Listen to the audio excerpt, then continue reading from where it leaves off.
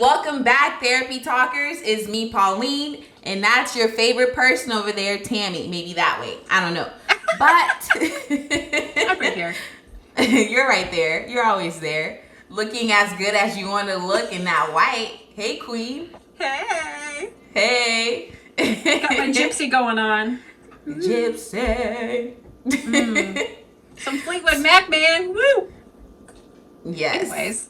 Anyways, okay, we're already off track, but today we are going to talk about trauma. What is trauma? You know, it's a word that we hear a lot, and so Tammy and we specialize in trauma, and so today we're going to talk about the specific type of therapy that we use, but we're going to get to that later on. For now, let's define what trauma is so that we're on the same page and won't have any questions after this. Just kidding. If you have questions, comment below so we can try to answer them or direct you to where you need to go to answer these questions. Okay? So trauma is an emotional response to an event like an accident, sexual abuse, or natural disaster. Immediately after the event, shock and denial are typical. Longer-term reactions include unpredictable emotions, flashbacks, strained relationships, and even physical symptoms like headaches or nausea. While these feelings are normal, some people have difficulty moving on with their lives. And then this is what trauma is, the moving on part. While you're here, I want you to hit like, hit subscribe, and share, as the information we're going to provide is going to be very informative. And what I just talked about is provided by the apa.org. Link is in the description below. So Tammy, will you take us through what types of trauma are there? Are there different types? Yeah, definitely. Thanks, Pauline. So I'm going to start off with acute trauma. And that reflects intense distress in the immediate aftermath of a one-time event, and the reaction is a short duration. Common examples would include maybe a death of a loved one, maybe a bad car accident, natural disasters, physical or sexual abuse. The next one we have is chronic trauma. And that can arise from events that are repeated or prolonged. Some examples could be a response to ongoing bullying or neglect or abuse, emotional abuse, physical abuse, sexual abuse, of course, and domestic violence. The next one we have is complex trauma. Now, complex trauma can arise from experiencing repeated or multiple traumatic events from which there's no possible escape. A lot of times you'll feel trapped and it's ongoing. Secondary or vicarious trauma is the last one we're going to mention, Pauline, and that arises from exposure to people's suffering. And it can strike those in professions like police officers, physicians, first responders, of course, but not limited to any of those. But I'm going to say, Pauline, for you and I as therapists and counselors, we definitely experience secondary or vicarious trauma. So the risk of those things is compassion fatigue. So that is usually accompanied with that. And that is when we try to avoid investing emotionally in other people's lives and attempt to protect our own self from experiencing the distress. Yeah, these are all yucky things to talk about, but much needed information. So Pauline, how does somebody get diagnosed with trauma or any of these traumas that we've talked about? Before I answer that, I want to deviate a little bit, back to what you were mentioning with the compassion fatigue. Yeah. Because both you and I, we meet with a lot of individual who's experiencing trauma. Do you recognize when you've kind of hit that place? I'd like to say yes, but probably not. Yeah. It's different with different traumas. There's a lot of people, if I know that they're going to be having some intense Emdr sessions, we're going to talk about that in a second, I will try to put them the last part of my day so I can just end my day and be done with it, because we are absorbing their energy, and It's a lot. And no, I wish I was better at it, but I mean, self-care, we preach it all the time, but self-care is huge when it comes to compassion fatigue and having really thorough boundaries to protect ourselves. What would you say about that question? That was a great question, by the way. Yeah, I would say yes and no for me. There's some sessions where I'm like, yeah, this was intense. But then there's some where it was intense, but I don't like process it as such, and those are the ones that tend to impact me because I've kind of would I be dissociating if I'm just kind of shutting down, but like processing. I don't know how to phrase it, but I don't think unless you've been in that.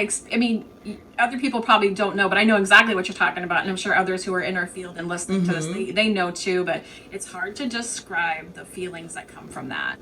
yeah. But the outcome later on will tell me, yeah, you're burnt out because it happened probably weeks ago and didn't recognize it, and so just keep piling up. If you're a trauma therapist, that means you're working with a lot of trauma clients. You're hearing a lot of different stuff. And so it catches up to me later than I want it to. But definitely trying to keep an eye on that more often. Good point. Yeah, we really do. Because if we don't take care of ourselves, we're not good for the next client. Yep. So we really have to take care of ourselves in that aspect. So I guess just to go back to what you're asking, like diagnoses of trauma. Not everyone develops a diagnosis, and like what I mentioned earlier, you can go through a life threatening event or like a huge experience, but that doesn't mean you're going to develop some type of diagnoses for trauma. And what I'm referring to is this book here. So there's actually different types, and we've heard the most common one, which is PTSD, but there's others. So there's acute stress disorder, there's trauma and stress related disorder, and this one fits for people who don't necessarily meet PTSD, but there's something happening or has happened that is really causing some distress. So just know that Tammy and I want to actually save talking about these different types of trauma disorders in later episodes so that we can spend more time on it. But please leave us a comment below if you have questions about it. Perhaps you have PTSD or might think you're experiencing PTSD or something related to that. Let us know and we'll send you some information and maybe answer your questions if it's appropriate. I think the big thing in that with the comments, Pauline, is like seeing that you're not alone. So you might be popping some stuff in there and somebody else might be like, oh my gosh, I'm going through the same thing. Yes. And, none of us need to live isolated when we're struggling like that. No. Yeah. And the first rule of trauma, don't compare your trauma to another person's trauma. Don't do it. People do. And that can look like, well, at least it wasn't like so-and-so's. Absolutely. But don't you're not do that. so-and-so. Don't do that. You have to be kind to yourself in recognizing that whatever you went through is just as bad or it's just as intense. It's just different. Absolutely. I think if they have gotten anything from this video, I would say it's just what you said. Okay, then we're doing it. We're doing the job. Let's get to treatment so we can keep your attention. Don't forget to hit like, subscribe as well. Treatment. So there is medications, of course. Medications isn't going to treat what you've gone through, but it's going to treat symptoms related to the trauma that you're experiencing. There's various types of therapy, psychotherapy. However, we're going to spend time on EMDR, which is eye movement desensitization reprocessing. Mouthful. That is just a mouthful. EMDR. This type of therapy enables people to heal from the symptoms and emotional distress that are a result of disturbing life experiences. EMDR is 8 phases, and it uses bilateral stimulation. What this means is that your eyes are going to be moving back and forth just like it does in REM sleep. When you're dreaming, that's what's happening. Your brain is processing that way. Well, someone discovered, I say someone, Dr. Shapiro discovered that, when we could do this while we're awake too and process stuff. But that's very detailed. I have a link in the description below of where you can go to read more about this. But for now, just know it uses bilateral stimulation, which is a way in which your brain communicates. And in an episode, a few episodes before this one, Tammy demonstrated the butterfly hug. That's a type of bilateral stimulation. So just know that. And then the other part of EMDR that I can share is you're basically holding different aspects of the event or thought in your mind, and you use a bilateral stimulation to reprocess it.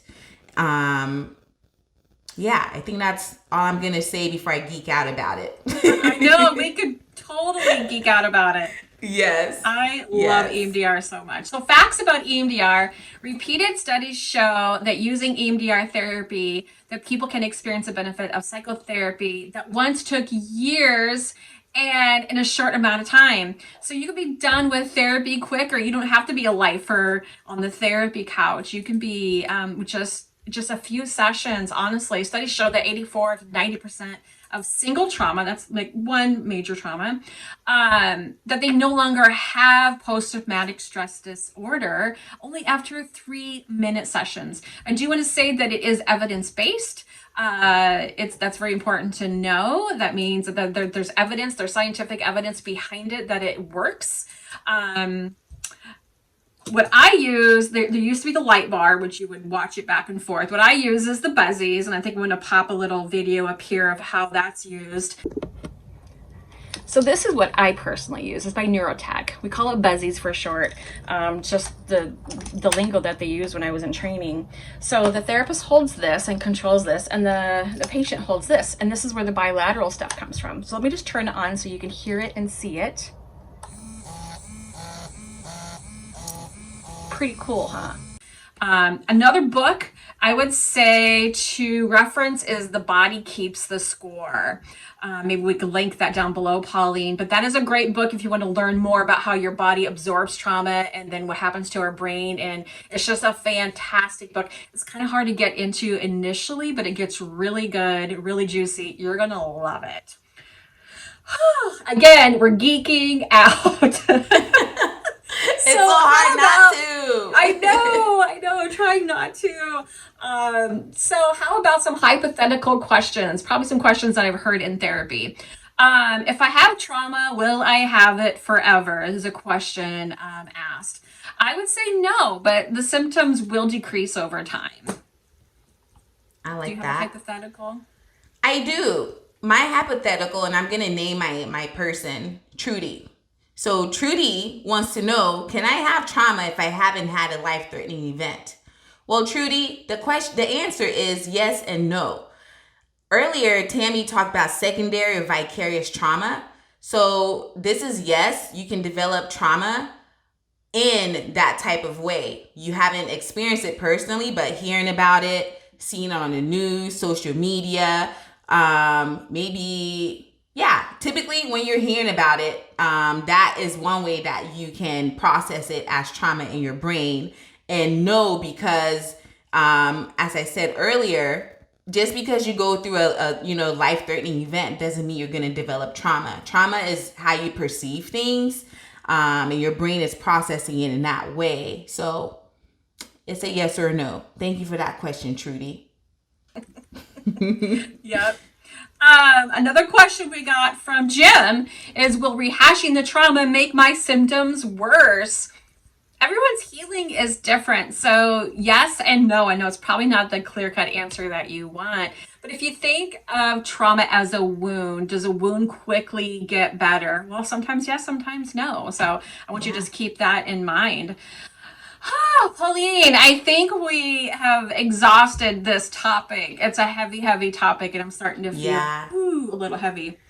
So I want you guys to remember, wrapping up, hit like and subscribe. As always, we want you as a fan Remember, if you've experienced a life-altering event, it doesn't mean that you will develop trauma. So remember that. If you're suffering, get help in your own local area. There's lots of great therapists out there. I mean, Pauline and I are, we're pretty great. But there's lots of great therapists in your area that they can help you out significantly. So please reach out and get help in your local area if you are struggling. Come back later, of course, because the best is yet to come.